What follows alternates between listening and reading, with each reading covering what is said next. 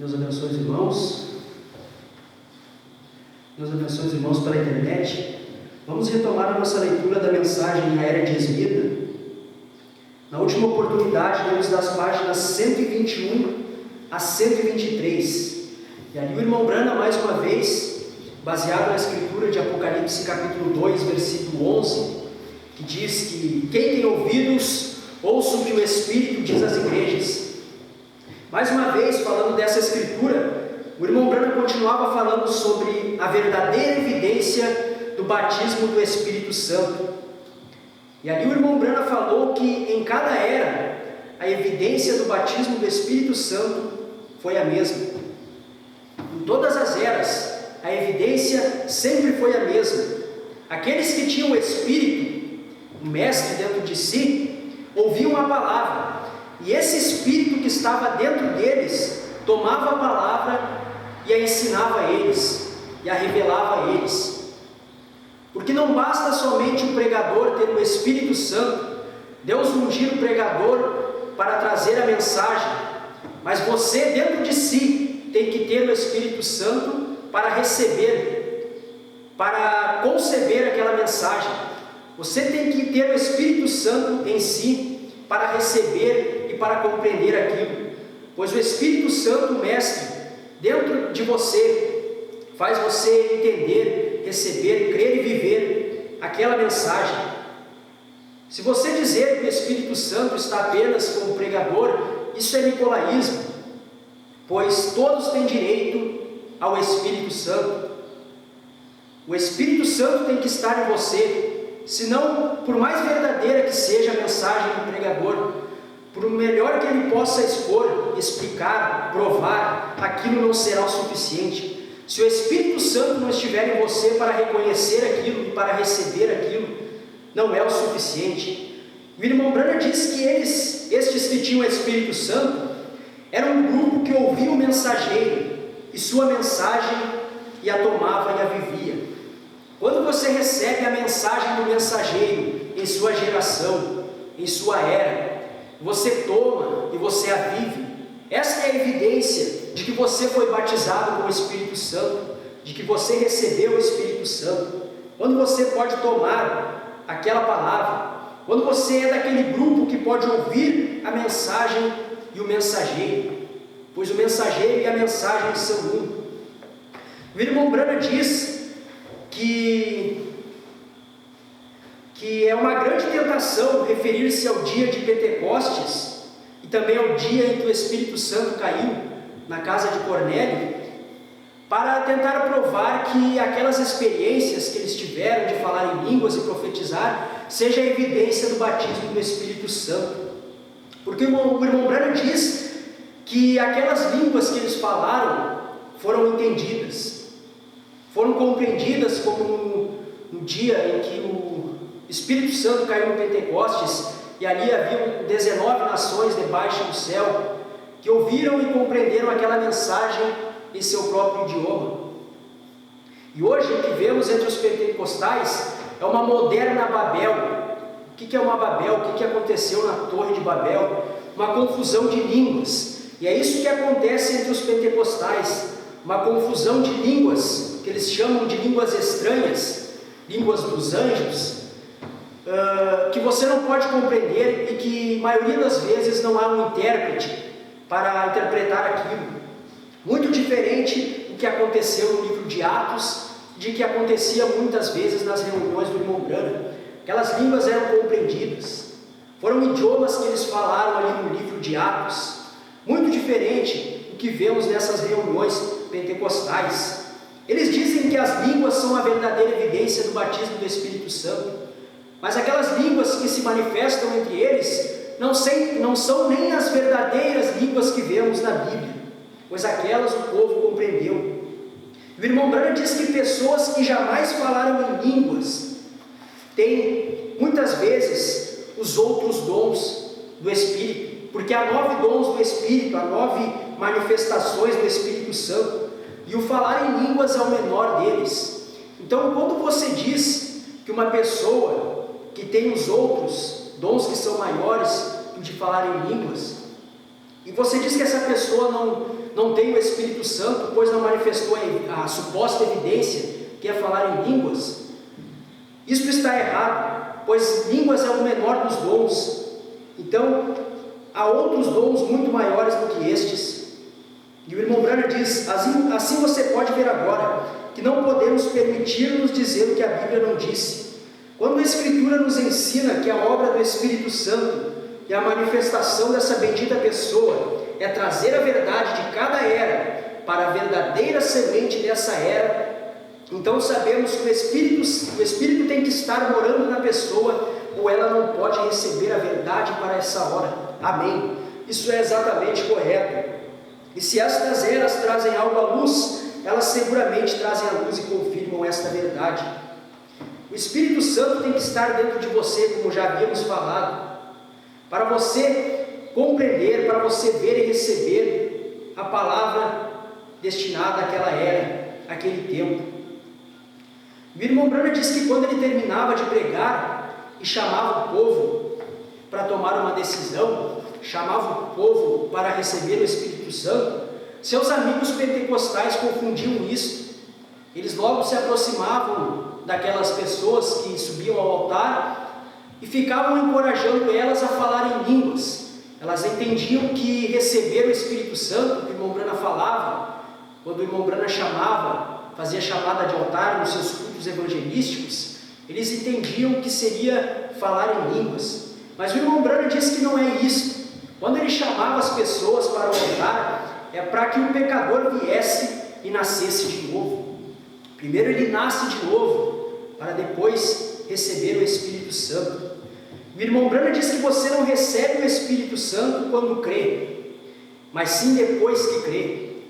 O irmão Branham diz que isto pode parecer um pouco confuso, pois ele foi ordenado como pregador batista, e os batistas dizem que você recebe o Espírito Santo quando crê, e até usam a escritura de Atos capítulo 19, versículos 2 ao 6. Mas ali, na tradução Rei Tiago, o King James, ali diz que é depois que cremos, recebemos o Espírito Santo depois que cremos. É um processo. Primeiro você crê, depois você manifesta isso através de um ato público, que é o batismo, e você começa a sua caminhada, e você passa por justificação, santificação, só então para depois ser cheio com o Espírito Santo. É depois que crê que você recebe o Espírito Santo, e não quando crê.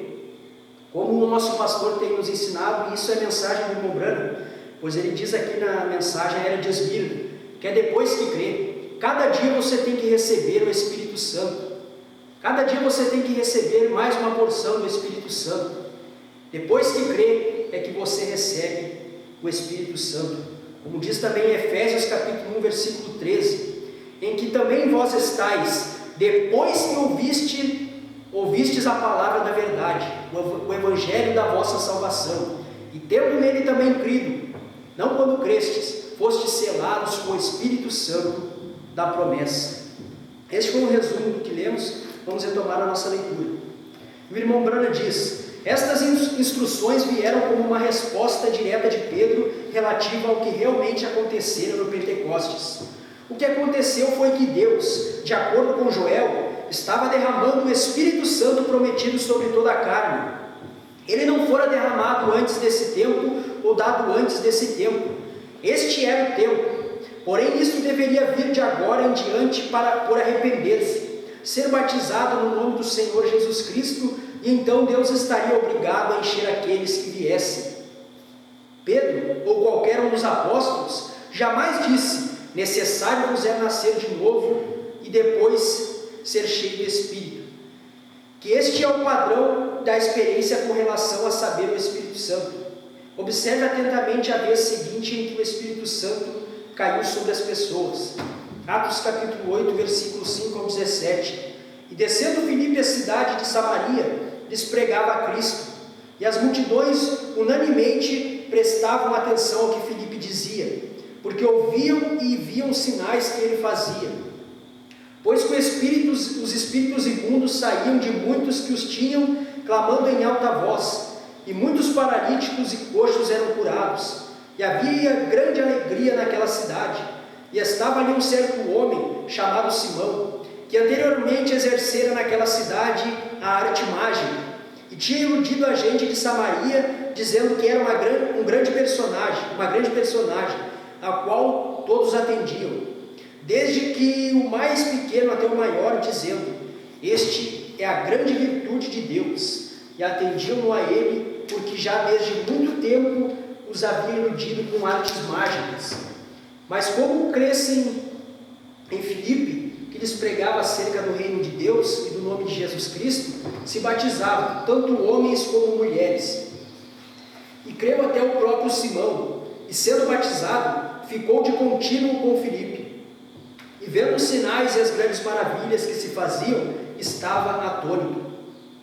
Os apóstolos, pois, que estavam em Jerusalém, ouvindo que Samaria recebera a palavra de Deus, enviaram para lá Pedro e João, os quais, tendo descido, oraram por eles para que recebessem o Espírito Santo, porque sobre nenhum deles tinha ainda descido, mas somente eram batizados em nome do Senhor Jesus.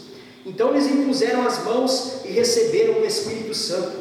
De acordo com o versículo 12, eles creram na palavra, então foram batizados no nome do Senhor Jesus. Mas de acordo com o versículo 16, apesar de tudo isto, eles ainda não tinham recebido o Espírito Santo, pois só depois de crerem e serem batizados corretamente que eles receberam o Espírito Santo. Esse é o exato padrão conforme exposto por Pedro em Atos 2, versículos 38 ao 39. Outra escritura me lança maravilhosa luz sobre isso, acha-se em Gálatas capítulo 3, versículos 13 e 14. Maldito todo aquele que for pendurado ao madeiro, para que a bênção de Abraão chegasse aos gentios por Jesus Cristo, e para que pela fé nós recebamos a promessa do Espírito. Ora, de maneira nenhuma pode ser dito que a bênção de Abraão é o novo nascimento, e que a promessa do Espírito é o batismo do Espírito Santo, como dois acontecimentos separados. Porque esta escritura entende-se assim: Jesus morreu na cruz, e por meio daquela morte e ressurreição, a bênção de Abraão chegou aos gentios, deixando os judeus. Isso aconteceu a fim de que o Espírito pudesse tornar-se disponível aos gentios. Entender o que acabei de dizer é ficar claro porque estudiosos jamais acharam Paulo dizendo em nenhuma ocasião: nasçam de novo e então sejam cheios do Espírito. Eles inferiram que isto está lá, e puseram suas próprias interpretações para fazê-la dizer isto. Mas a Escritura não diz isso. Jesus também nunca o disse. Olhem em João 7, versículos 37 a 39, e leiam agora com entendimento. E no último dia, o grande dia da festa, Jesus pôs-se em pé e clamou dizendo: se alguém tem sede, venha a mim e beba. Quem crê em mim, como diz a Escritura, rios de água viva correrão do seu ventre. E isto disse ele do Espírito que haviam de receber aos que nele crescem, porque o Espírito Santo ainda não fora dado, por ainda Jesus não ter sido glorificado. Ora, aqui diz distinta e enfaticamente que o crente, ao beber, vindo a Jesus em fé, teria rios de água viva correndo dele, e identifica esta experiência com Pentecostes. Agora, mantendo este pensamento em mente, leiamos João capítulo 4, versículos 10 ao 14. Se tu conheceras o dom de Deus, e quem é o que te diz, dá-me de beber, tu lhe pedirias, e ele te daria água viva. Mas aquele que beber da água que eu lhe der, nunca terá sede, porque a água que eu lhe der se fará nele uma fonte de água que salte para a vida eterna. É mencionada esta água viva, mas desta vez não é chamada rio, é chamada fonte artesiana. É aí onde as pessoas cometem erro, porque é chamada fonte e rio. Elas pensam que no lugar é a vida eterna dada pelo Espírito, e no lugar seguinte é onde é chamada rio, implicando num grande dinamismo. Tem que ser o Espírito dando agora como revestimento de poder. Não é assim. É a única e mesma coisa. É o Espírito que dá vida e poder. E isso veio no Pentecostes. Encerramos nossa leitura na página 125. Os irmãos podem colocar-se de pé.